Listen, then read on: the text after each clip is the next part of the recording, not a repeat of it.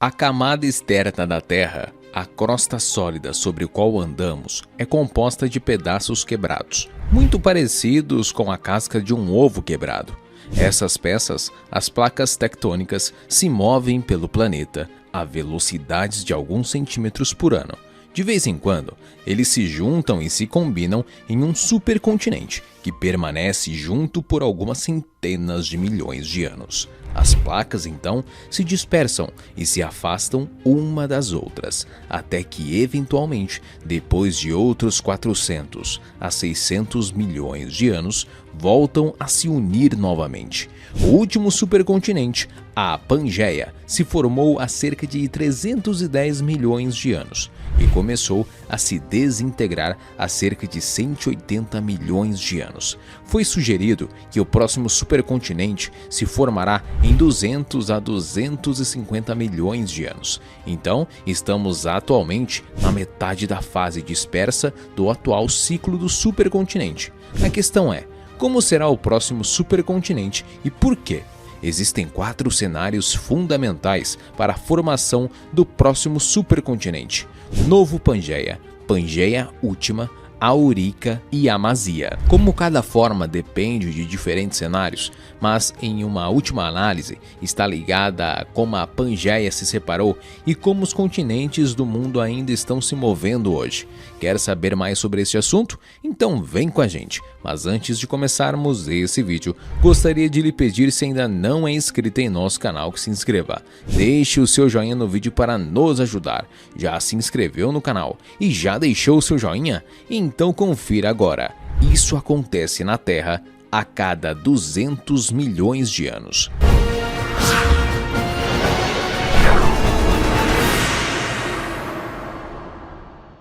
A Pangeia foi o supercontinente composto pelos continentes atuais, todos unificados como um único bloco, que existiu durante a Era Paleozoica, entre 200 e 540 milhões de anos. A origem do nome é grega, sendo uma combinação das palavras pan, que significa todo, e geia, que significa terra.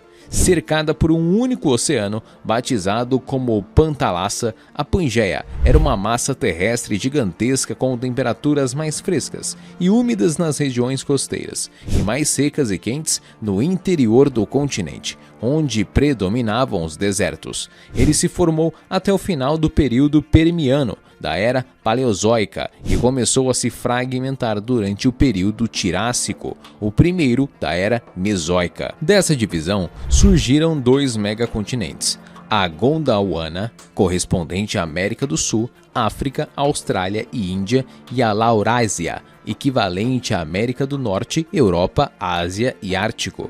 A fissura entre eles formou um novo oceano, o Tétis. Todo esse processo de separação da Pangeia ocorreu lentamente sobre um subsolo oceânico de basalto, uma das rochas mais abundantes na crosta terrestre.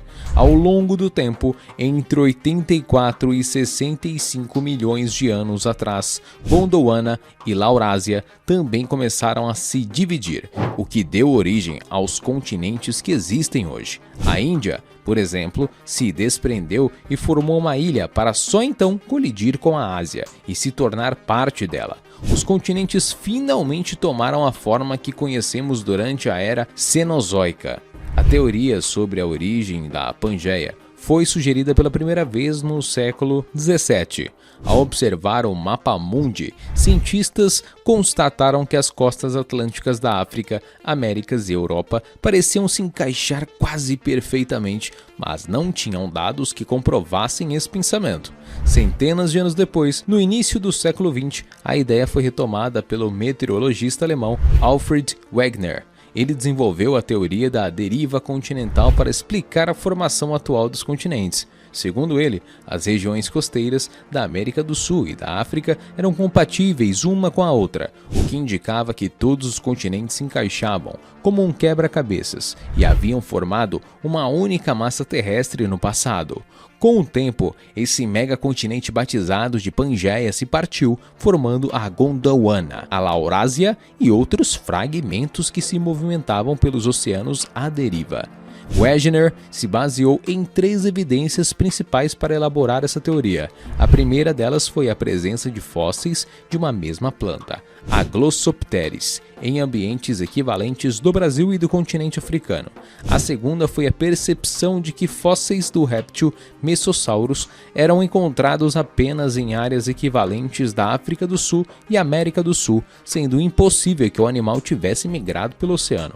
A terceira e última foi a existência de glaciações em comum no sul da África e da Índia, no sul e sudeste do Brasil e no oeste da Austrália e Antártica.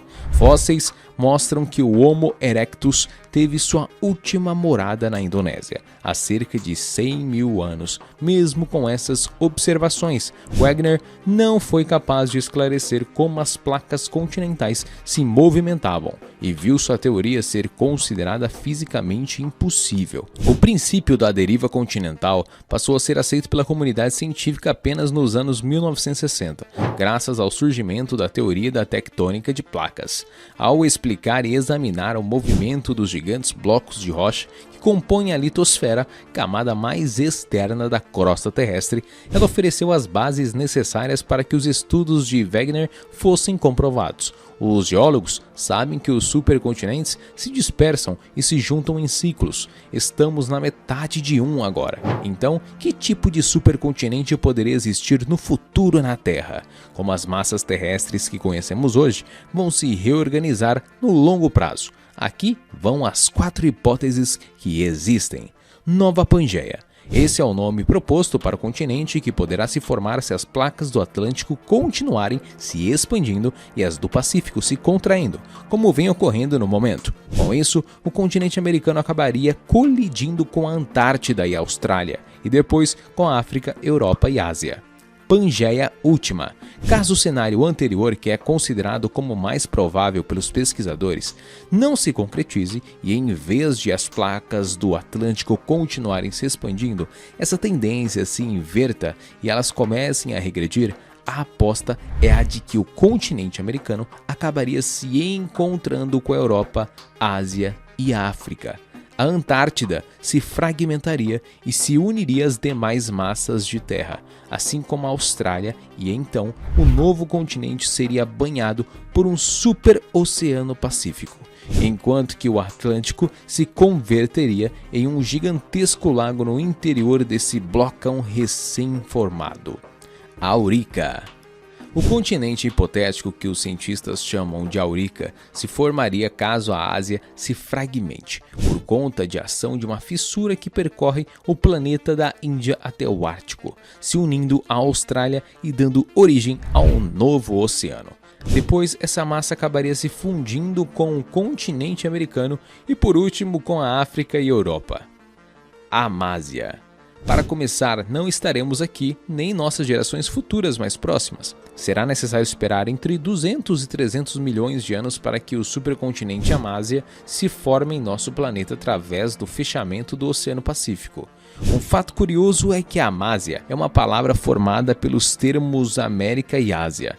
Isso porque o estudo revela que a colisão dos dois continentes daria origem à sua criação. Somado a isso, a Austrália seria uma espécie de amálgama entre a América e a Ásia, causando o fechamento total do Oceano Pacífico. Dessa forma, dentro de cerca de 280 milhões de anos, teríamos um único supercontinente em nosso planeta. O Oceano Pacífico deixaria de existir e tudo estaria interligado, um cenário da Terra que ocorre a cada 600 milhões de anos.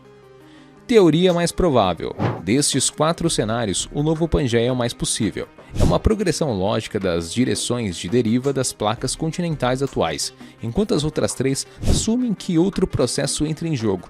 Teria que haver novas zonas de subducção do Atlântico para a Aurica, a reversão da abertura do Atlântico para a Pangeia última, ou anomalias no interior da Terra deixados pela Pangeia para a Amásia. Investigar o futuro tectônico da Terra nos força a ultrapassar os limites de nosso conhecimento e a pensar nos processos que moldam nosso planeta ao longo de grandes escalas de tempo. Também nos leva a pensar sobre o sistema da Terra como um todo e levanta uma série de outras questões. Qual será o clima do próximo supercontinente? Como a circulação oceânica se ajustará? Como a vida evoluirá e se adaptará? Esse é o tipo de questão que empurra os limites da ciência, ainda mais porque eles empurram os limites da nossa imaginação. Mas e aí, curtiram o vídeo? Se você gostou desse vídeo, se inscreva em nosso canal, deixe o seu joinha e compartilhe para geral. Vale lembrar também para você não esquecer de ativar o sininho de notificação para ficar por dentro de tudo que rola por aqui. E que tal a gente fazer uma maratona? Na tela você pode conferir vários vídeos que a gente recomenda a você assistir. Eu estou te esperando em cada um deles. Valeu e até a próxima.